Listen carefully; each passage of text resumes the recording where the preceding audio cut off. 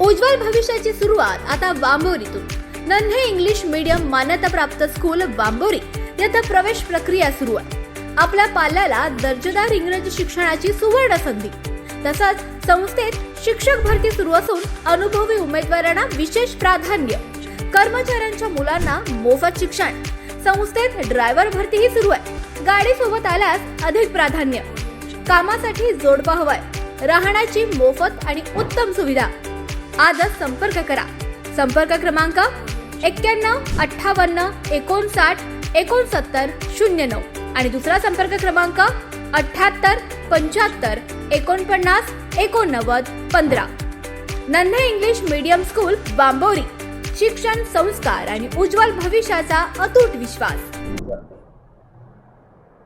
पक्षश्रेष्ठींनी पार्टीच्या हितासाठी म्हणून जर काही निर्णय घेतले असतील तर मला असं वाटतं की पक्षवाढीसाठी माझ्याकडं संख्यागणित हे खूप राजकारणात महत्त्वाचं आहे आणि या दृष्टीने विचार करता कदाचित भविष्यातल्या काही वाटचाली म्हणून ही पूर्वतयारी अशा पद्धतीचं नेतृत्वाचा निर्णय असू शकतो. त्यामुळे सर्वसामान्य कार्यकर्त्यांमध्ये जरी नाराजी असली आज रोजी तरीही येत्या काळात घेतलेला निर्णय कसा योग्य आहे, का घेतला, याबाबतचे सर्व खुलासे पक्षश्रेष्ठी करतील आणि त्यातून कार्यकर्त्यांची जी काय आज संभ्रमावस्था आहे ती नक्कीच दूर होईल असं मला विश्वास आहे. आपण जर बघितलं तर जिल्ह्यामध्ये तुमच्यासारखे की जे अनेक वर्षांपासून भाजपांपासून खरं तर तुम्ही पक्षवाढीसाठी प्रयत्न केला, मात्र या सगळ्यांना डावलून ही उमेदवारी दिली गेली आहे. कुठेतरी या पक्षामध्ये कोणी सक्षम लोक राहिले नाही म्हणून दुसऱ्या पक्षांना घेतले जात.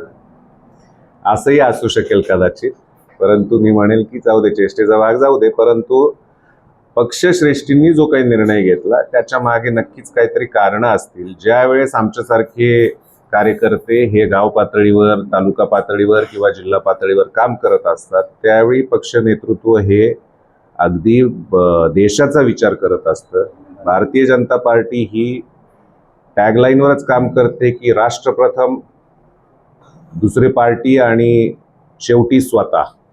त्या हिशोबाने यात काहीतरी विचार केला गेलेला असेल. त्यामुळे मला असं वाटतं की जो काही निर्णय आहे पक्षश्रेष्ठींनी विचारपूर्वक घेतला असेल. याबाबत माझं अजून कुणाशीच काही बोलणं झालेलं नाहीये. माझं बोलणं जर त्या पद्धतीने झालं तर मला असं वाटतं त्याही प्रश्नाचं अगदी समर्पक उत्तर मी आपल्याला त्यावेळेस देऊ शकेल. आज जिल्ह्यामध्ये भाजप मोठा होताना दिसतोय. सगळीकडे भाजपचे बरेच आमदार दिसत आहेत, मात्र कुठेतरी काँग्रेस आणि राष्ट्रवादीमध्ये भाजप झाल्याचं दिसतंय. ही परिस्थिती फक्त नगर जिल्ह्यातच आहे का, हाही प्रश्न आहे. कारण हे अनेक ठिकाणी होतं. मोठे नेते जे प्रस्थापित आहेत ते कदाचित काळाच्या ओघामध्ये त्यांना ज्यावेळेस विचार पटायला लागतील पार्टीचे त्यावेळेस ते त्या पार्टीबरोबर जातात. हे अनेक उदाहरणं यापूर्वीही घडलेली आहेत. त्यामुळे कदाचित त्याच धर्तीवरती हा निर्णय झालेला असू शकतो. प्राजक्त तनपुरे हे महाविकास आघाडीचे मंत्री होते. यापूर्वी आम्ही त्यांच्याबरोबर संघर्षच करत आलेलो आहे, परंतु त्यांना पार्टीचं कुठेतरी त्यांना कदाचित अनेक गोष्टी आहेत की पार्टीच्या असलेली ध्येय धोरणं असतील, बाकीचे मुद्दे असतील, या मुद्द्यांचा कुठेतरी विचार केला गेला असेल म्हणून त्यांनी तो पक्षप्रवेशाचा निर्णय घेतला असेल असं कदाचित असू शकतं. परंतु त्याबाबत पक्षश्रेष्ठींशी बोलणं झाल्याशिवाय जास्त काही खुलासा देणं मला योग्य वाटत नाही. 2009 साली तुमच्या वडिलांनी खरं तर अजून पार्टीच्या विरोधात जाणं एवढा मोठा मी झालेलो नाही. कारण कदम कुटुंबाचं असलेलं म्हणजे जी काही लिगसी आमच्या कुटुंबाची आहे, आजोबांनी ज्या वेळेस एक पत्र यायचं आणि तुम्हाला माहिती आहे की काही 100-1 मतं तुम्हाला कदाचित मिळतील शेकड्यात, त्यावेळेस निवडणुका लढवलेल्या आहेत. वडिलांनी पार्टीचा आग्रह म्हणून निवडणूक लढवली. राहुरी तालुक्यामध्ये कमळ त्या रूपाने पहिल्यांदा फुललं.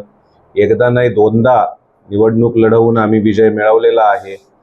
या परिस्थितीमध्ये 2009च्या वेळी ज्यावेळेस आपल्या मतदारसंघांची पुनर्रचना झाली, राहुरी विधानसभा मतदारसंघ तुटला. राहुरी तालुक्याचे 2 भाग झाले, एक राहुरी नगर पाथर्डी आणि एक राहुरी श्रीरामपूर. अशा 2 विधानसभा मतदारसंघांमध्ये राहुरी तालुक्याची विभागणी झाली. त्यावेळेस पक्षाचं हित म्हणून आदरणीय आमदार चंद्रशेखर पाटील कदम त्यावेळेस त्यांनी निर्णय घेतलाय. ते स्टँडिंग आमदार असताना त्यांनी पक्ष नेतृत्वाशी चर्चा केली आणि कर्डिले साहेबांना आपल्या भारतीय जनता पार्टीमध्ये घेतलं. ते सगळं झाल्यानंतर 2014 मध्ये मी इच्छुक होतो, परंतु 2014ला कदाचित नवाच होतो मी राजकारणात. पार्टीने मला सांगितलं अजून तुला बराच वेळ आहे, तू जरा थांब. 2019ला काय चित्र आहे हे दिसत होतं, त्यामुळे मी उमेदवारीसाठी आग्रही होतो. परंतु त्यावेळेसही मला पार्टीने सांगितलं की आत्ताच्या परिस्थितीमध्ये आम्हाला वाटत नाही तू लढावं, कर्डिले साहेबांबरोबर तू राहा. त्याप्रमाणे पक्षादेश मी मानला. 2024ला पुन्हा मी पार्टीकडे म्हटलं होतं. पार्टीने मला तयारी करायला सांगितली होती, मी पूर्ण तयारी आमची चालू होती. परंतु पुन्हा तोच विषय झाला. कर्डिले साहेबांची शेवटची निवडणूक त्यांना लढायची इच्छा आहे, हे भावनिक साध. त्यावेळेस कर्डिले साहेबही माझ्याशी बोलले, पक्षाच्या नेतृत्वाशी आमची चर्चा झाली आणि त्यावेळेसही मी थांबून घेतलं. त्यावेळेस एकच आहे की पक्षनिष्ठता दाखवत असताना आम्ही कोणताच शब्द पार्टीकडून घेतला नाही. ही कदाचित राजकीयदृष्ट्या माझी झालेली चूक असेल. परंतु आत्ताही मी थांबतोय का, तर हो, मी कदाचित आज स्वतः निवडणूक अर्ज भरतच नाहीये. कार्यकर्त्यांच्या भावना अगदी तीव्र आहेत, त्याबाबत अनेक गोष्टी मला ऐकून घ्याव्या लागतायत. परंतु या सगळ्या जरी गोष्टी असल्या तरी मला पार्टीबरोबर राहायचंय, हा माझा निर्णय आहे. त्याबाबत अधिक सविस्तर जो काही निर्णय घ्यायचा आहे किंवा आज दिवसभरातल्या चर्चा ज्या काही होतील त्यामध्ये कार्यकर्त्यांच्या ज्या काही भूमिका आहेत त्यानुसार आज आम्ही निर्णय करू. आवाज जनतेचा, लढा सर्वसामान्य जनतेच्या न्याय हक्कांसाठी.